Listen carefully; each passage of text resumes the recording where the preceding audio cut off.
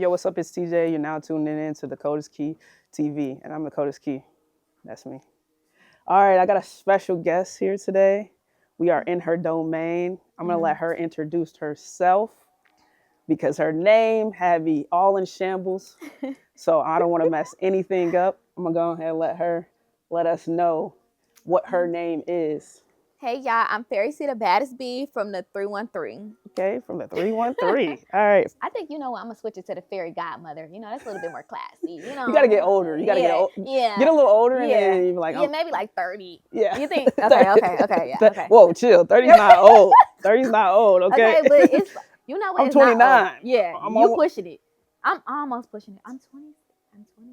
So I'm okay, almost, you're young. You know? You're young. But still, You're not that's auntie close. yet. It's close enough for me. Nah, I you're don't still know. in a good prime. Yeah, thank you. So, FARRI C, how'd you come up with that? Okay, so listen. So my first business name was FARRI's Closet, and I had an experience with a customer. She came to me and she was like, "I'm wearing this custom design on a red carpet," and she was like, "When I introduced myself, what did she say? No. When she said, when I'm on the red carpet and they asked me, who am I wearing? What do I say?" So I'm like, FARRI's Closet. And I remember when I said that, it didn't sound right because, you know, Nicki Minaj, if she wearing something, she like, "Oh, I'm wearing custom Chanel." So I'm like, I don't like FARRI's Closet. So I decided, I literally was like, I'm going to change my business name. I don't like FARRI's Closet anymore. So I'm like, what can I change it to? And I was like, FARRI C, right? Because don't that sound like a little It has bit a more ring to it. Yeah, FARRI C. It sounds more it's like quick. Yeah.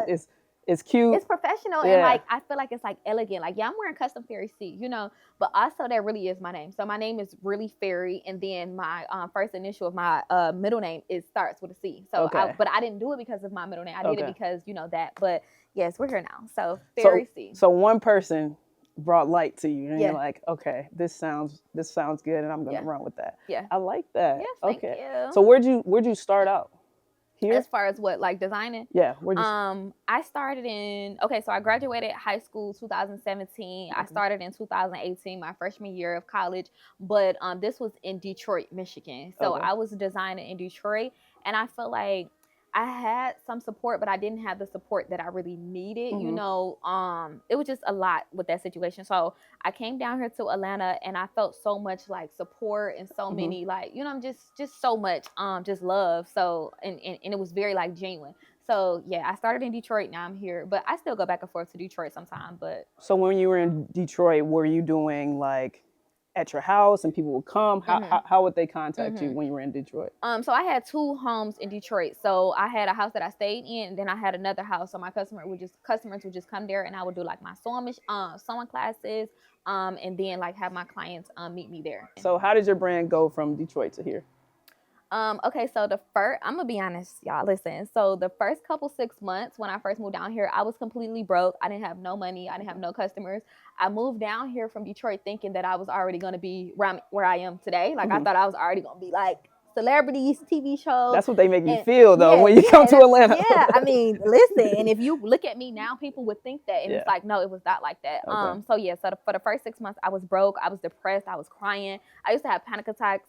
I used to be like literally crying, like asking God, like, did I make the right decision? You know, like you led me here to Atlanta, but it's not nothing going on. You know, so I was contemplating on going back to Detroit, but I decided to stick it out. And then on my 6-month mark, all the customers started coming in, and people asked me like, well, what did you do? And I'm like, well, I didn't do anything differently. I just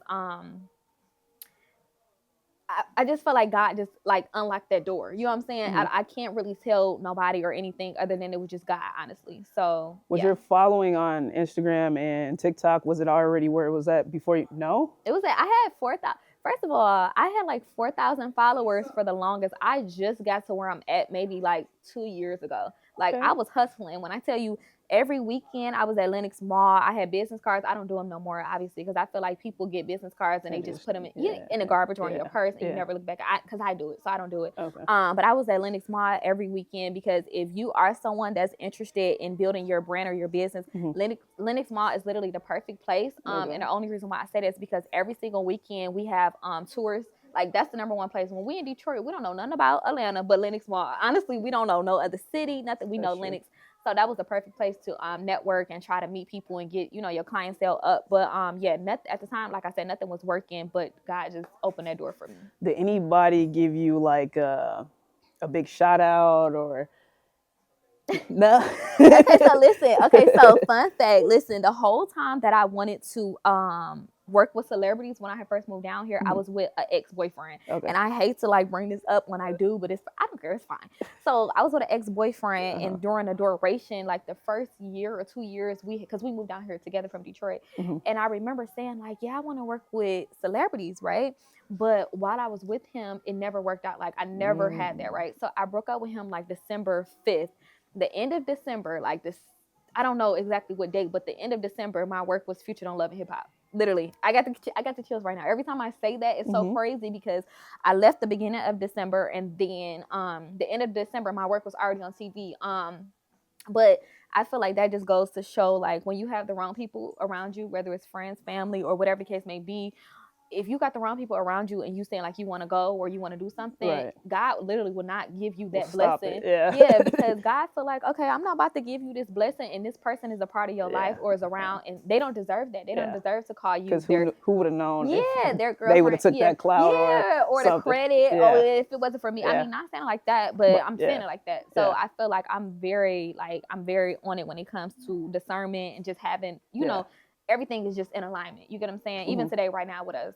But yeah, so that was kind of like my first big moment. How did you feel when you saw it? How did you feel on TV? Like, no, I didn't see it on TV. I seen it on Instagram first. I seen it on Instagram, and it was actually Shekinah from Love and Hip Hop. Okay. And that's why she's also, if you look at my business page right now, FARRI C Designs. She's still on my pin page as of right now. And that was like your made it moment. Yeah, and I don't know if I'm ever gonna change. Like I still work with her. I still done multiple. I wouldn't. I would keep it up there. Yeah, like I still did multiple outfits for her, alterations. Like I'm always at her house working with her, even now to this day. But I feel like that moment, it changed everything for me. You know, because she gave me an opportunity when no one else did. You know, so when people see that, like, I've worked with so many other celebrities, but that one, like, that's the meaning, like, behind that. So when you see that, just know, like, I was like, I made it, you know.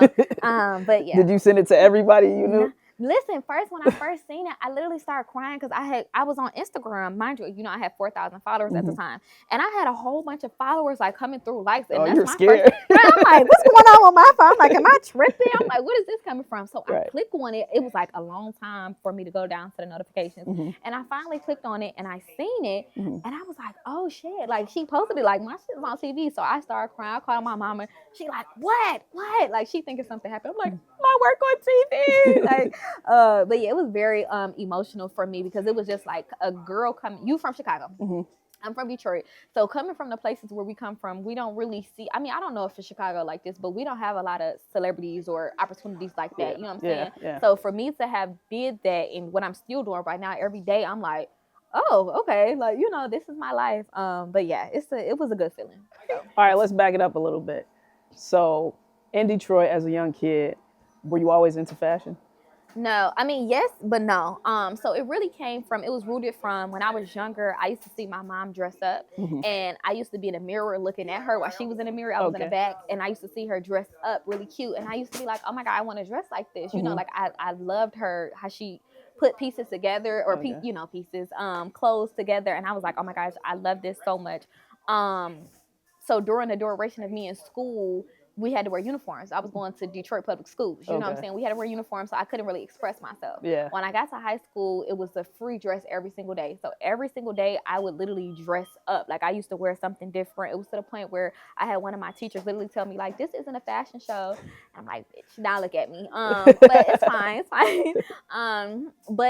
Yeah, I used to dress up every single day. So that's how I express. I mean, to this day, that's how, as humans, we express ourselves through our clothes, whether we dressed up or not dressed up. You know, that's kind of like how we feel, because sometimes I want to dress up, sometimes I don't. Right. But yeah, so my senior year of high school, I'm literally contemplating. I'm like, okay, what am I going to do? Because I never played sports, track, or just band, nothing. I was never in anything. Yeah. And I felt like I wasn't good at anything too. So I remember going through the halls my senior year. I'm like, okay, what am I going to do when I graduate? Because the typical thing to do is go to college, you know? So I'm like, okay, what am I going to do? So I graduated I graduated high school. I went to college. In my freshman year, I wanted to be an ultrasound tech because I love babies, right? Mhm. So I'm like, okay, I'm gonna do that. I couldn't pass this one class. It's called medical terminology, Mhm. right? I think that's what it's called. And I couldn't pass it for anything. And I'm like, in order for me to do this, I would Yeah. have to pass this Yeah. class, and I couldn't pass it. Mhm. So I got my first college check. I went to Walmart. I bought me $100 sewing machine, and I let it sit for 2 weeks, and then I started making clothes. Mhm. But before that, my mom actually told me I was gonna make clothes. She was like, my coworker had asked me what you're gonna do when you graduate high school, and I told her you're gonna be a fashion designer. And I caught an attitude. I got mad because I'm like, why would you tell her that? You're I'm like, like, I no, don't know I'm how to not. sew. Yeah, I'm like, I don't even know how to sew, you know. So I was just like, no. So I used to practice on a sewing machine. I Mhm. finally did. I went on YouTube. I used to watch YouTube videos because I am self-taught. Mhm. But I didn't know I knew how to make clothes for the longest of time until I actually tried. Mhm. And then during the process of me doing this, I had one of my aunts. She told me, she was like, well, you know, you're not gonna go far. Like, you're not gonna be able to be this fashion designer or Mhm. fashion stylist. She was like, because you don't know any celebrities. And again, in Detroit, we don't know no fucking celebrities, you Right. know. So for a moment, I really thought like I wasn't going to be able to be this person Yeah. that God had already showed me the vision of being, you Right. know. But obviously, you know, I had my mom in my ear, and she's telling me like, no, you can do it. You're going to do it. Right. And thank God that I listened and to my mom, not only to my mom, but to my intuition, Mhm. and just kept going. And here So we when are. you were self-teaching, were you like calling friends up like, hey, I made this, or you were just making clothes for yourself? No. Okay, so I'm the first business owner within my family. I'm Mhm. still the only business owner within my family. As far as like fashion design, like I didn't know what I was doing for real. You know what I'm saying? Mhm. Because it's not really like a big fashion place in Detroit. I mean, it is, but it's not. You know what I'm saying? Like, we Mhm. dress up. Don't get me wrong. In Yeah. Detroit, we put that Y'all shit got on. a little You know? swag. Yeah, we got a little. Y'all got a little swag. You know what I'm saying? But yes, we dress up. But what I was specializing in, like as far as like couture, it was like I was still trying to find my way. Mhm. So actually, yes, during the duration of that time, I was reaching out to like certain family members, and friends or people that I grew up with. I'm like, I made this outfit, I made this two set, put this on, take pictures of it, put it on Instagram, make it seem like I made it for you, just to promote my business, because I had to do a lot of things for free. Mhm. And then when I did charge, it was maybe like less than $100 or maybe Yeah. $100. Yeah. And then here we are. People don't know that grind though. Like, Yeah. I promise you, people don't know that grind of Yeah. sending something out to somebody for Mhm. free that you just spent an hour or 2 Mhm. hours on, Mhm. and just even if Mhm. the post is about 5 seconds, you're Yeah. like, that's my stuff. Yeah. Like, you know what I'm Yeah. saying? Yeah. And even Mhm. 1, 2, 3 likes, Mhm. it's always the best. Like, I Mhm. remember having one of those oh yeah moments as Mhm. well, where I Yeah. was just like, Yeah. oh shit, somebody recognized me Yeah. from Yeah. YouTube or Yeah. something like that. Right. And I was Right. just like, that one person is gonna make you do another video, Mhm. or Yeah. like you said, make another Mhm. post or Yeah. another outfit. But Mhm. so that's the biggest moments. Mhm. So we're here in your domain, Mhm. right? You're gonna take us around, show us how the Mhm. magic happens if a person just walks in out of nowhere Mhm. and wants to speak with you. How does that work out? We got a couple of fabric pieces right here. Here's a sample, actually. But yes, I'm definitely excited to show y'all around the store. All right, let's do it. All right, so tell me what we have over here. Okay, so over here in this section, this is our winter material. So this is perfect for like jogging suits, Mhm. or like certain like thermal type of garments. Uh-huh. Even this stuff over here. So this is more so like, have you ever seen like a Chanel dress? Yeah. Or like a Chanel two set. So this is basically the material that we would have for it. Uh-huh. And then actually, like, the material is so freaking cheap. Like, this is $9.95 a yard. Like, that's so cheap compared to like my bridal and like wedding fabric, like from other locations. That's Mhm. like, it's like $50 a yard. So $10, you cannot beat that. But this is really good material over So here. if I wanted to come in and get a Chanel jogging suit, right? Yeah. First of all, what I would just come and say, I want this. I want it to be a Chanel type vibe. Mm-hmm. What's the next step after that? Okay, so basically, so let me give you the rundown. So Okay. basically, it's like, okay, so my customers will walk in. Usually my customers already know exactly what they want. Uh-huh. So we will go in the back first. So the back area, which I will show y'all in a second. Okay. We will go over there. We will discuss, okay, well, I want this type of garment. I want this design, blah, blah, blah, blah, blah. This is the date I want it designed by. And then I would document measurements. So I would get the measuring tape, and then I would, measure like your waist area, around arms, and all that good stuff. And then I will bring my customers over here to see the material that they may or may not like. Okay. But most of the time, honestly, I have to scout other to other fabric stores to Uh-huh. find my fabrics. Now we do have a lot of stuff here, but some things we don't. So I have to kind of like move around. So Okay. yeah. So if I said I want the blue jogging suit Hmm. and I want no hood and I want it to like be like quarter zip, you can do that for me. Yeah. And I Yeah. want Coda's key in the back. Can you Yeah, we put that? we literally do everything. We do it all, Okay. like everything.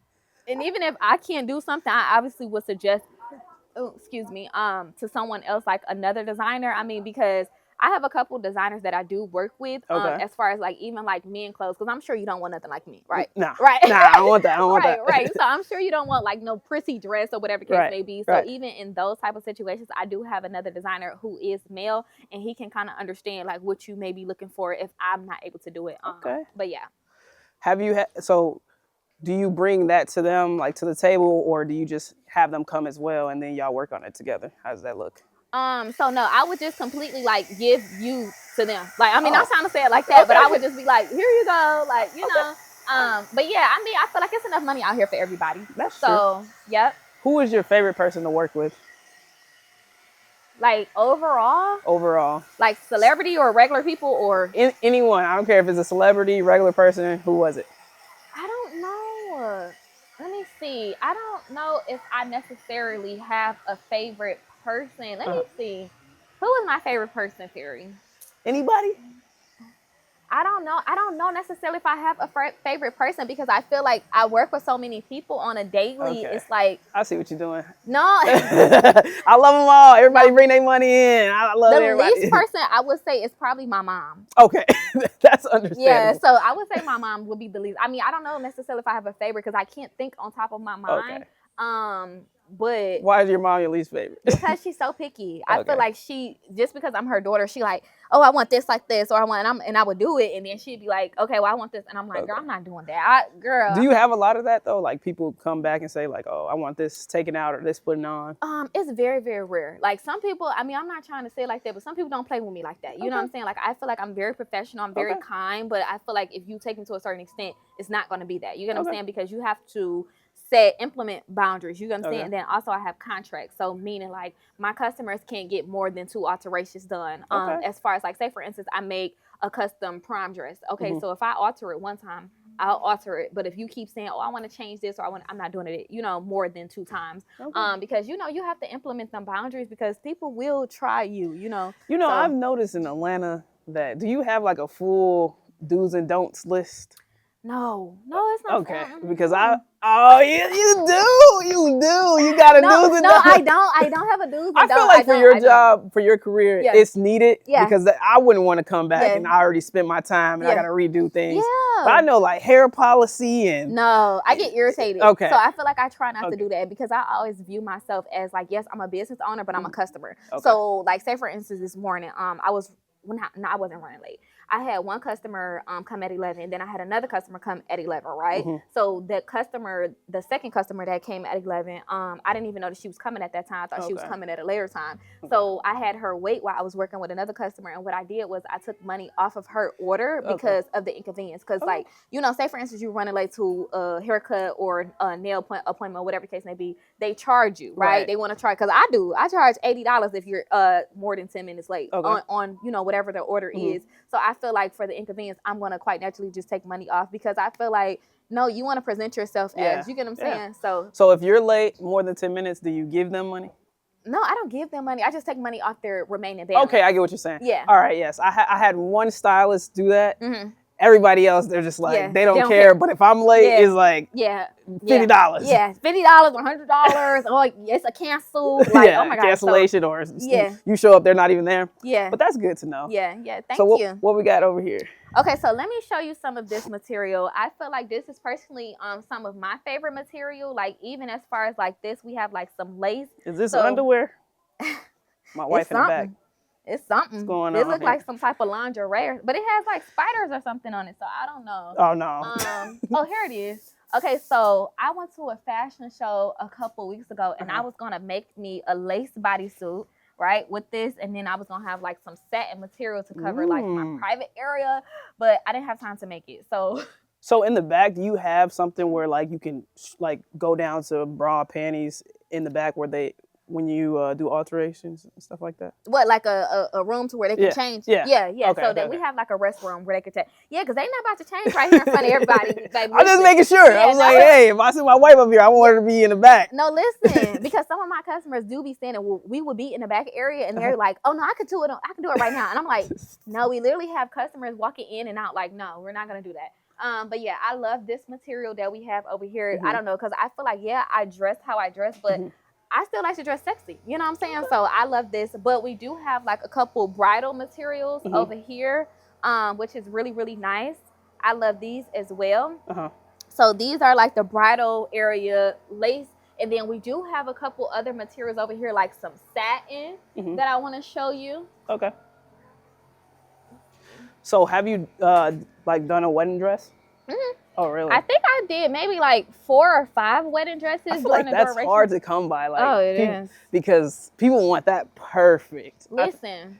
Perfect. So, here's actually I some, like this. This is actually really nice. Beautiful color. And then feel this. So this has some type of like stretch to it. You feel it? Oh yeah. Yeah, this is nice. You see? Yeah. So usually satin doesn't have, silk satin, it doesn't have stretch, but this one does, and I really love. That's like one of my favorite materials to work with. But this will be considered like a bridal material, or even something like this for like maybe like a summertime dress. But when you scouting for fabric, you obviously want to see if it stretches. Okay. I personally don't really like to work with material that doesn't stretch, just because I feel like you have a harder time. Like, say for instance, you have a dress, right? You want a certain type of material, it doesn't stretch. Then you're going to be walking like this. I don't like that. I don't like my customers to feel uncomfortable. So do you think it's best for them, especially if they don't know about fabric, to come to you first instead of bringing something to you?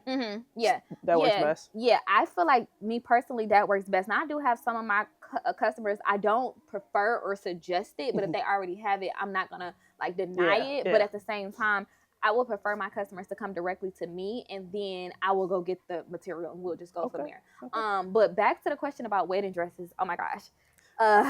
Okay, so a wedding dress, designing it is not the issue. It's more so the anxiety that comes from the bride. You get what I'm saying? Because they already stressed out. You get what I'm saying? So what's the show called? Bridezilla or whatever. Yeah. That is real. Like literally, and as a designer, that's like one of the most biggest things. You know what I'm saying? Because you're making a dress and like they're already stressed out. Like, even when it comes to like the day of, like, I try not to do fittings nowhere near that time. I try to make it before, because on that day or close to that date, they're extra stressed out. So it's a lot, but it's worth it, you know, doing it. And, you know, the enjoyment of just being surrounded around love and during that time, it's a blessing. But sometimes it can definitely be overwhelming, whether than like my prime clients or birthday or whatever the case may be. Will you come if anything failed with the dress or anything? Would you come that day and fix it up? Okay. Yeah, I've did that. I've literally actually, my last wedding dress that I did, I made her what do you call it, the reception dress. Yeah. So I did that as well, and literally she's walking down the aisle. Okay, I'm in the venue. She's walking down the aisle. I'm on a sewing machine, literally still, while she's walking down the aisle, altering her freaking reception dress, because she had changed her mind about something, or she had said she wanted something added, and it was the day of. So I didn't want to be like a certain type of way. I'm like, you know what? Let me just go ahead and do it. That is a good designer. Thank you so much, like, but it's a good lot. Like it's a lot. Like literally from that point, I'm not gonna lie, this was like a minute ago, and I took a break from my business from that, because I was so stressed out, I was so overwhelmed, and I feel like it kind of took away from like the enjoyment of me designing. And I feel like if I'm in a position like that, I don't want to be, because you want to still have fun while you're doing what you like. Cut and dry. You want an alteration wedding day today? Nah. Right, that's what I'm saying. Then the family there, they walking in and out the room. I'm like, oh my gosh. Everybody out. I would have had a diva moment. Everybody out. Right. Yeah, I need to concentrate actually. But yeah, it was, I'm thankful that it's over now. But yeah, it was a good experience, but I just know what to do moving forward. So yeah. So can you take us to where you would have your classes at? Okay, yeah. So you can follow me. Your sewing class. How much is your sewing class? I have 2. So I have one for $1,000, and then I have another one for $500. So they're actually, I'm doing a special right now, but yes, that's $1,000 and $500. So the $500 is for one day for 4 hours. The $1,000 one is for 4 hours for 2 days. Okay. So basically 8 hours altogether. Okay. And in 8 hours, am I gonna know how to sew after that? No, you're gonna learn how to sew within 2 hours. Like literally, yeah. Yes, okay. 2 hours. Okay. Probably not even 2, maybe just like 1 hour. Honestly. 1 hour? Okay, what if you like really slow though? Like you just really you can't grasp it. You've been hitting your hand. Listen, I have not had an issue, a Really? situation like that. Yes, and I work with like older people as Okay. well, like older women that want to just learn how to do a hobby, or you Okay. know, they fresh out of retirement and they want to learn Okay. how to do something. Start I some. literally have not had an issue. So, like I said, basically, I would have you come in the store. Mhm. You would pick out your material that you would like to work with. I'll start everybody off. You know, I want to give them that option because I feel like it's a little bit more exciting Mhm. of you picking out your fabric and then making, you know, what you desire to make. Yeah. And then I would have you come over here in this area to do your measurements. You would measure me and then I would measure you because I'm basically teaching you how to do okay. that. And then we would go here to the sewing machine and then we would start sewing. So Okay. I would teach you how to make something small, like a bow tie. I will teach you how to make something like that, and then we will build up from that. So within 2 hours, yeah, you'll be making clothes. And you get to keep all your stuff. Mm-hmm. That's Yeah. nice. Mm-hmm. Have you seen anybody that you taught that was like, oh, they're actually good?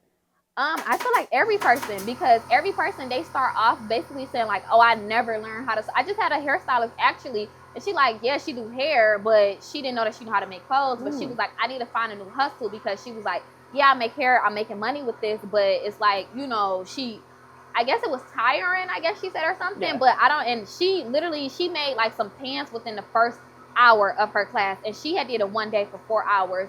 And I'm like, she blamed it. She was like, well, maybe I'm just good with my hands. But maybe she is because she's a hairstylist. That makes sense. But I was just so impressed. So yeah, she definitely blew me out the books. But a lot of my clients or students that come in, they don't have no prior experience. Okay. So yeah.